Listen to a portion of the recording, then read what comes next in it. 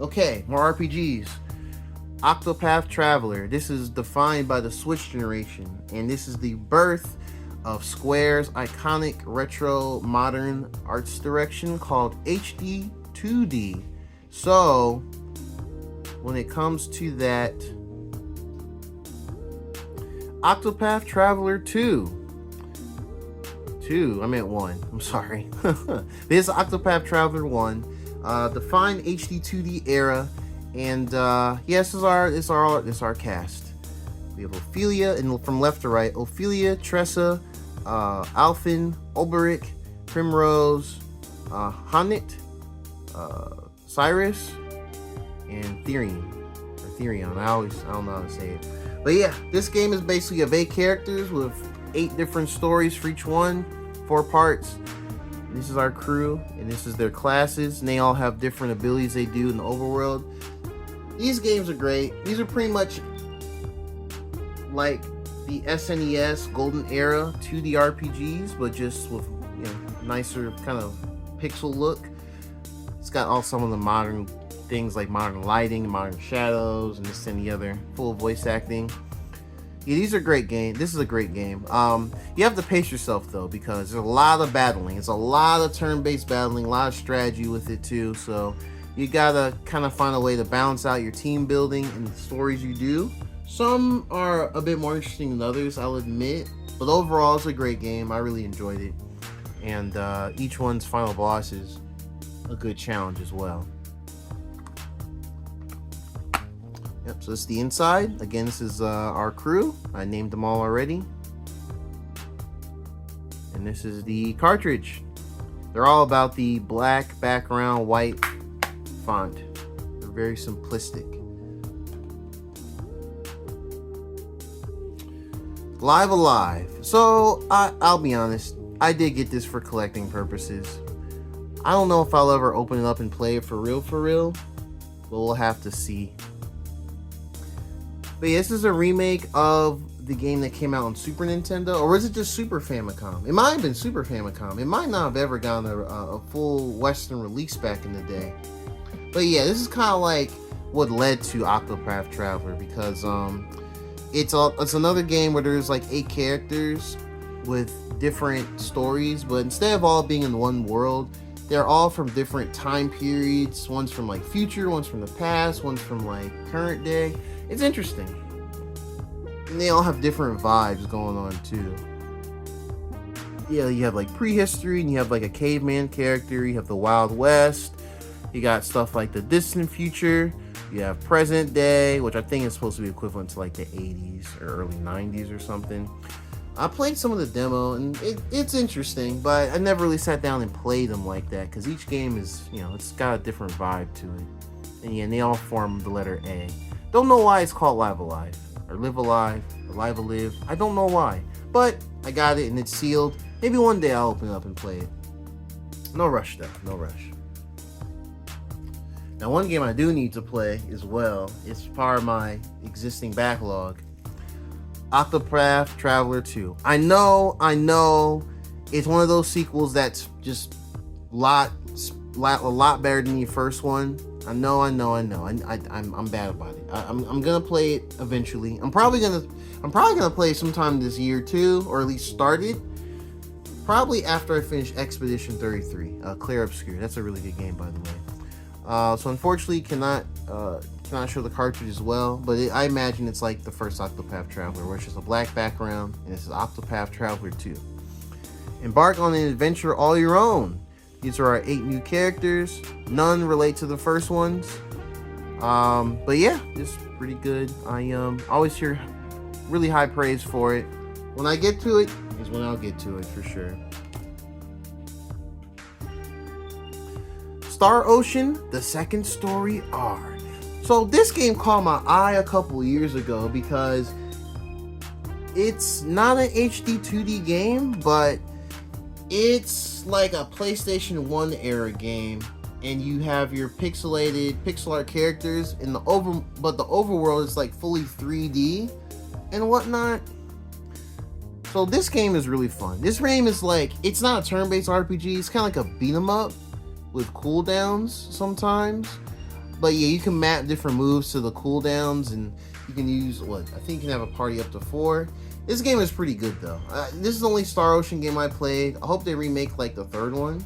They're probably gonna remake the 3rd one because they remade the 1st one as well. The 1st one was called First Departure R, I believe. But yeah, this is mainly about our 2 main characters, Claude and Arena. Claude is the son of a commander dude from like some galactic fleet, and Arena is a character from the main planet which you star on. You kind of get isekai there, and there's a bunch of other characters there. Some party members, some not. But yeah, the unique thing about this game apparently is you have 2 different playthroughs with each character. Like you can use them, I believe, as you're playing normally, but when you choose to do the Reina playthrough or the Claude playthrough, you're gonna see different outcomes of certain stuff because there are times when they split up. And it's kind of like a beat 'em up game. It's a lot of fun though. This is the reverse artwork, just because I like this one a bit more than the actual one. But the art, I don't remember who does the art for these games, but this is like it's one of my favorite like anime aesthetics. Just the hand drawn look. It's got such a level of detail. It's incredible. This does require a download. Oh, that's right. So this is a little misleading. This doesn't mean you need to download the full game. This is for like different language packs. That was a little mini, I don't want to say controversy, but that was a weird miscommunication before the game came out. But yeah, 2 worlds, 1 fateful encounter. Really good game. I also recommend this one.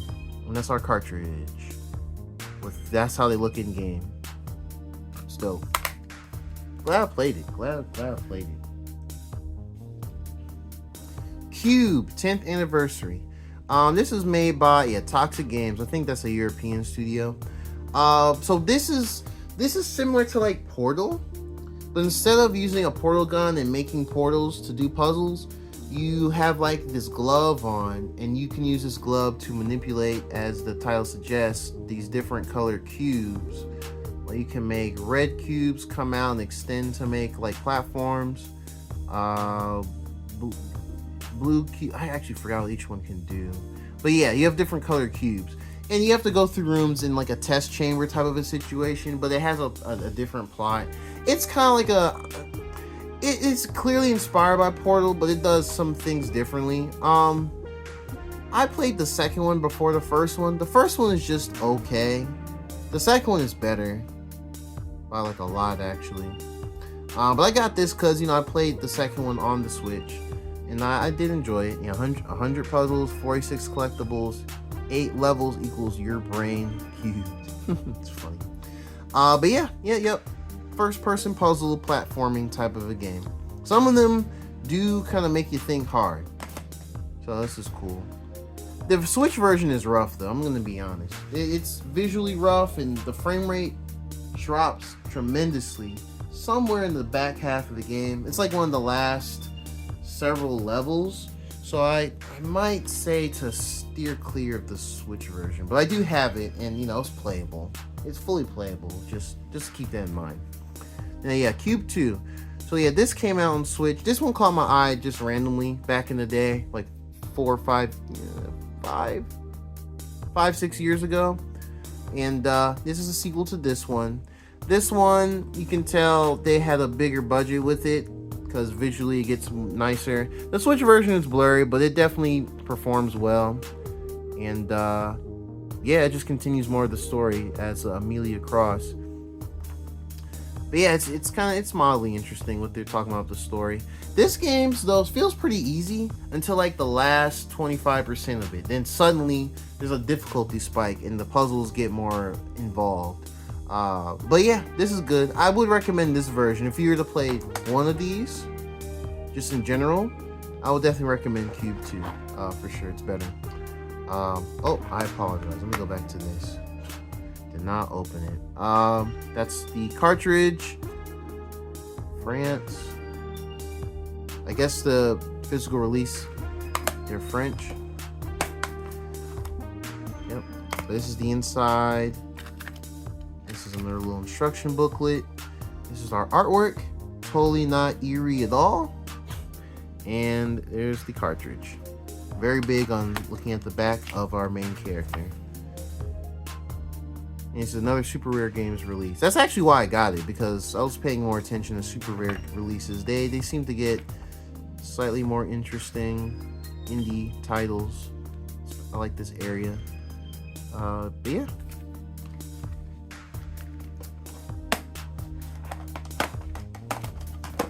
I promise you, we're getting down to the wire. Sayonara Wild Hearts. This was a game that caught my eye one year at the Game Awards. It's like oh man, when did this come out? It was like 5-6 years ago, I'm gonna say, or 6-7 years ago at this point.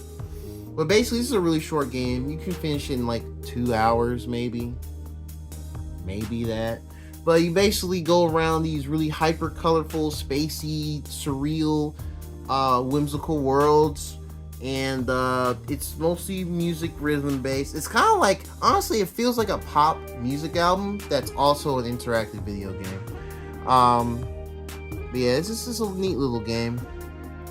Would you believe that a heart could break so violently that the sorrow echoed through space and time? Yeah, it's a definitely interesting type of a thing. This is also the reversible art. I do like it more than the base one. But for the video, I will switch it around as I've done with the others. Oops, if I can hold things properly. And yeah, I'll switch it to the current one. Yep, and this is the regular artwork. This was an IM 8-bit physical release. This took like a year to get here, which is pretty wild. Fortunately, IM 8-bit has gotten much better at their timings. So shout out to IM 8-bit. This is the insides, the reverse artwork again, and this is the cartridge. Very short game, but very interesting experience. Neon White, oh baby. Now this is one of my favorite indie games, like really of all time. This game is dope. So it's hard to describe it, but it's a first-person shooting game where you use cards to use different weapons. Like some cards will give you a shotgun, some cards will give you a little SMG, some cards will give you a rocket launcher. But each card also has a secondary ability when you destroy it. Like one will make you give a double jump, one will make you slam down towards the ground, one will make you shoot a grappling hook and propel yourself. This is a really fast-paced game. I think if you're gonna play this on console, you need to play on a Switch or PlayStation to utilize the motion controls, because the motion controls helps you get through these levels as quick as you can. It's one of those replay constantly for better speedrun times game too. But yeah, basically you're starring as these characters who white, red, well, you really play as white, but you have other characters like red and violet and some others. They're all dead and you're supposed to be in heaven, and you all wear these masks and you're trying to recover like your memories of why you know how you got killed. And when you go through these levels and you get to the final area, you have the chance of potentially like saving yourself, something like that. But it's all about the gameplay, and also the really good soundtrack by Machine Girl. Shout out to them. Yeah, this game's dope. Another IM 8-bit release. Highly recommended wherever you can. Highly recommended. Okay, so it's called Forever Blue Luminous, but this is Endless Ocean Luminous. I only got this, it's another Japanese release. This was part of that 3 for 100 at PayPal, good lord. PlayAsia. What a weird slip. But basically it's an underwater diving simulator game. I only tried this because it was like a random announcement last year, and last year there weren't many big Switch releases because Nintendo was clearly getting ready for the Switch too. I played this a couple of times. It's not really my cup of tea, but I got it.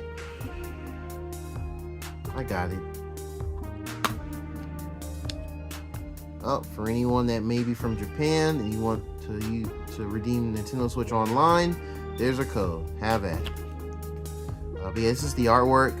It's your diver and a bunch of manta rays. This is the cartridge. It's pretty relaxing, but it's really niche. Very niche release. But I'm glad I got it though in the collection. It's interesting. Oh, actually, before I show that one, let me show this one. Yeah, Lethal League Blaze. This is a 2D fighting game where you have to hit this ball back and forth in like in an arena, and the more you hit it, the faster it gets. This is a super stylized game. It's made by Team Reptile. They're I believe they're a Dutch studio, but man, this game is awesome. I was surprised to see this guy's console release. It's mostly popular on it's got a cult following. It's mostly popular on PC, and it's cell shaded. So they're big fans of Jet Set Radio, which we'll get to in a moment for one of their next games. And yeah, this was a Japanese import. This was one of the first. I think it's the first Japanese import I've ever done. I'm never sure what these sites and QR codes are about. A survey? I never do them. I mean, I would not recommend doing them, but if you want to do it, have at it, I guess. But yeah, this is just a kind of a basic pixel art look of this game's world. It's like, there's no real major story mode. It's just, I guess, just an aesthetic. And this is the cartridge. This has an online mode as well, but I'm pretty sure it's dead. So you probably have to get a friend or 2 or 3 and commit. Here we go. Bomb Rush Cyberfunk, aka the spiritual successor to Jet Set Radio and Jet Set Radio Future. So Team Reptile, they just said fine. They pulled the Thanos Infinity War. They said fine, I'll do it myself, and they made their own Jet Set Radio game. This game is actually amazing. I really love this game. But if you get this game on Steam, the mod community goes crazy. I'm just letting you know now. The mod community's going nuts. Like, just imagine Generation Z, Gen Z, just go like doing peak 2000s nostalgia. That's all this game is. But yeah, and this is the main cover, but this is the reversible. It's a slip cover. And I kept this sealed because I originally got this digital. I believe this is a reversible artwork, and I believe the main artwork is this of red. Yeah, so this is the back. It doesn't really say anything, funny enough. It's just graffiti. Let the graffiti speak for itself. It's just a radio. You basically skate, like rollerblade, skateboard, or bike ride through these different 3D areas, urban areas. You grind, you do tricks. You extend combos. It's cool. You got a dope soundtrack. That's all these games are, man. That's literally all these games are. And if you're down for that, or if you're a Sega kid, you should play this.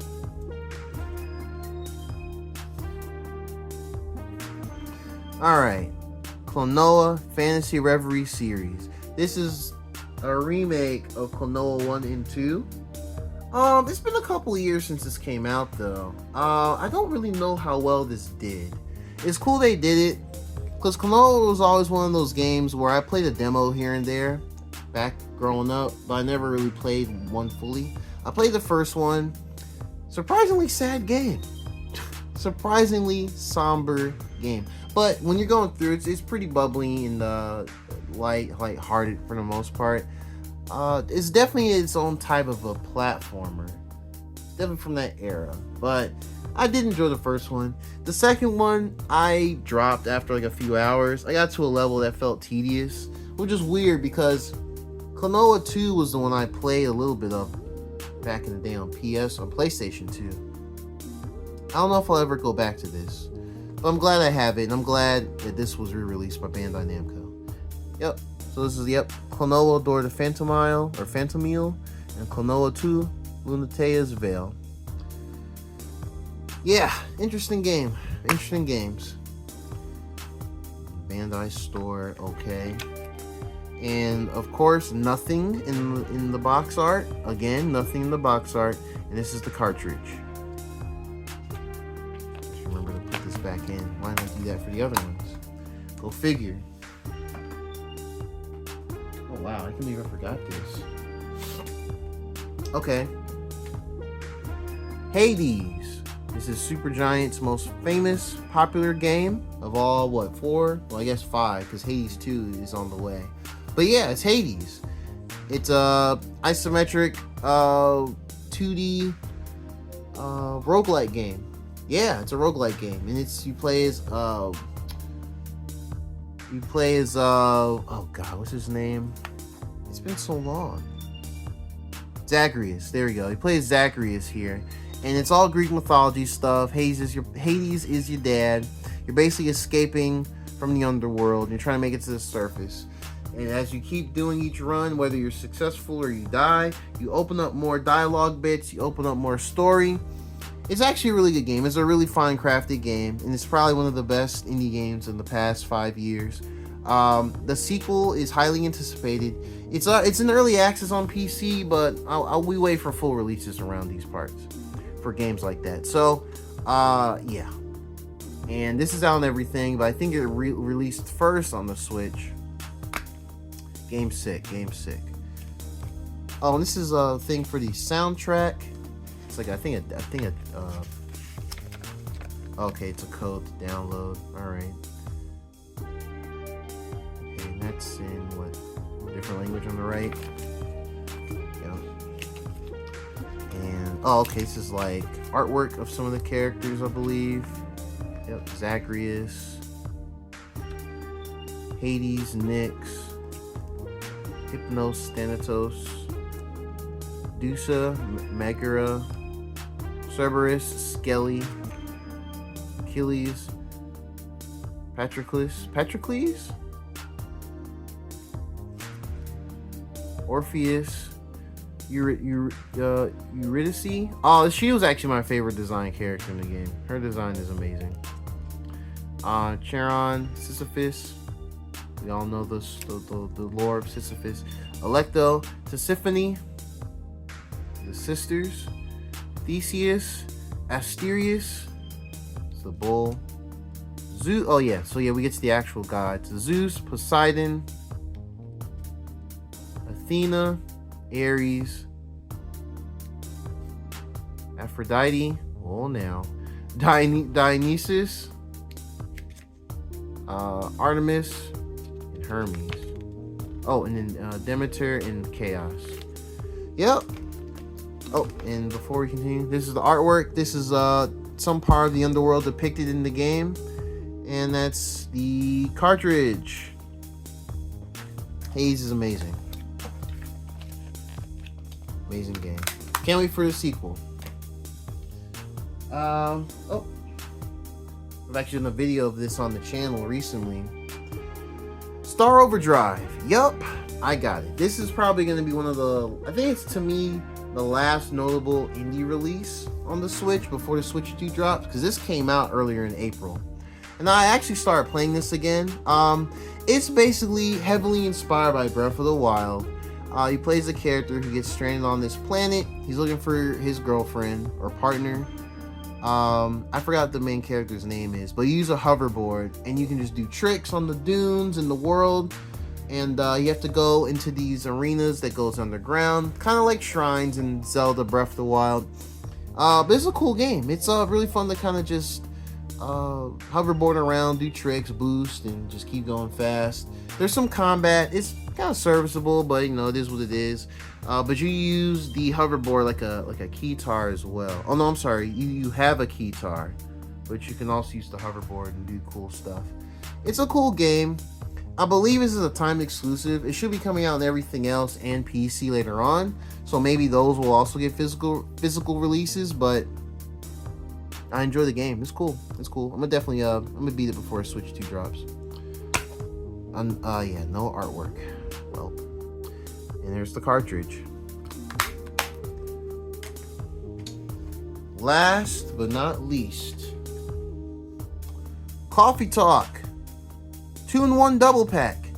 This consists of the first game, Coffee Talk, that's down the bottom, and we have Coffee Talk Episode 2, Hibiscus and Butterfly. So these games were, well, really the first game was a recommendation from a friend of mine about a year ago. And I tried the demo on the Switch for the first Coffee Talk.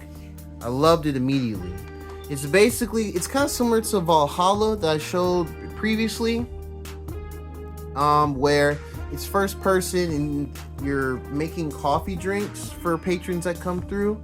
But as the characters come through, they tell the different stories, different issues, and it gets heartfelt and pretty serious, but also pretty lighthearted as well. Very charming games.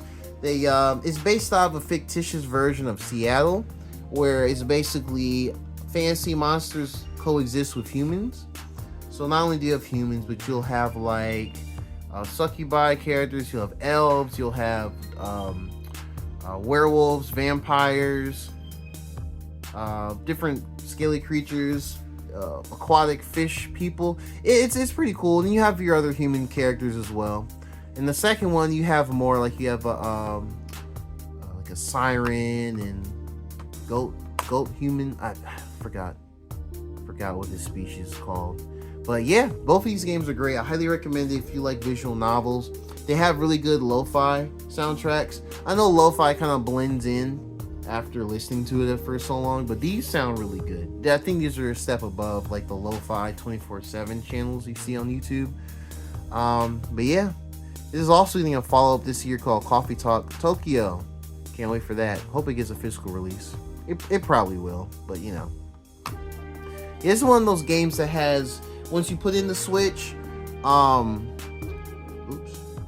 download. Oh no. But yeah, it's fine. But yeah, these are one of those games that like has both games. When you put it in the Switch, you'll see both icons pop up. But yeah, but this is the artwork. It's like a skyline of Seattle. That's the Space Needle. And this is the cartridge. Alright, so that's pretty much it, y'all. That's the full Switch collection as of the uploads of these videos. Thank you all for watching all of the parts. These should have been split up into multiples because this went on much longer than expected. So, yeah. Thank you all for watching again. Like, comment, subscribe. Tell me which, do you have any of these physical releases? Do you have any that I should have had by now? And what I'll probably do as I go along as well, I'm going to do more pickups. Whether it be Switch games, maybe PS5 games, Switch 2 for sure. And I'm going to just kind of make those maybe a monthly series. So yeah, I'll just look forward to those. And I'll talk about games that you pick up and, my thoughts on them as I'm playing through. But yeah, thanks again. Like, comment, subscribe. Hit the notification bell for more content from your boy. And peace out.